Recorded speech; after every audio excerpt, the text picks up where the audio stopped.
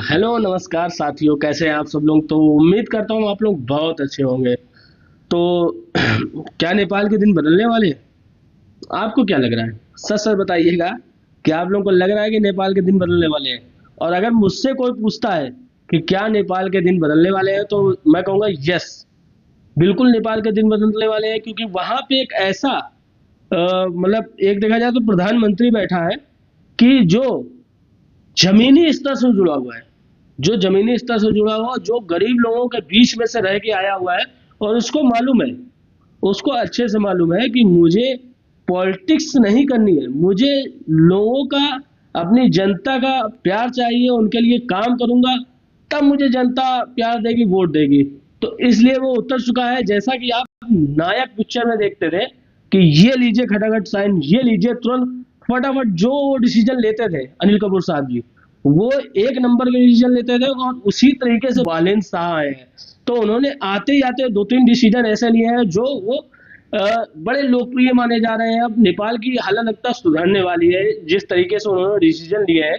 तो पहला डिसीजन उन्होंने पहले लिया कि जो पूर्व प्राइम मिनिस्टर थे उनको उन्होंने पहले गिरफ्तार करवाया। ये बहुत सही डिसीजन था, क्योंकि आप अपने बच्चों का भला करिए, वो आपके संतान है, बट आपको जिसने जिताया है, जिसने वहां पे आपको गद्दी सौंपी है, कम से कम उनके बच्चों का भी आपको ध्यान रखना पड़ेगा।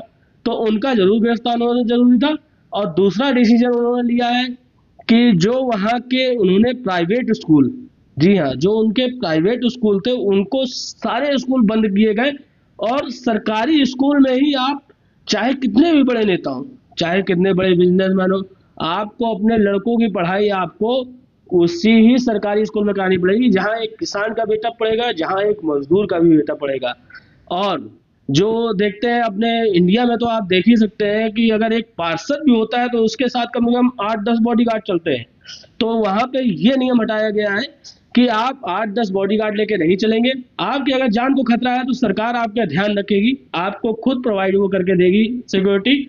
बट अब वो सिस्टम खत्म है कि आप 10-10, 12-12 लेके चल रहे हैं बॉडीगार्ड कि आपको कुछ ना हो। तो वहां ऐसा कुछ माहौल ही नहीं होगा, क्योंकि बालेन साहब बैठ चुके हैं।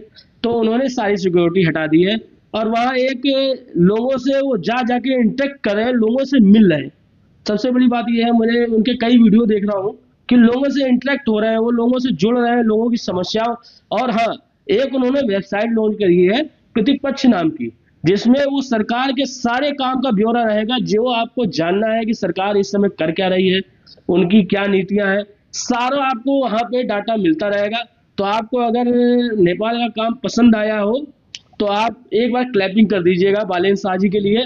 और क्या आपको लगता है कि भारत में कुछ कानून बदलने चाहिए, भारत में कुछ लॉ बदलना चाहिए, जैसा कि वहां पे कुछ बदले जा रहे हैं?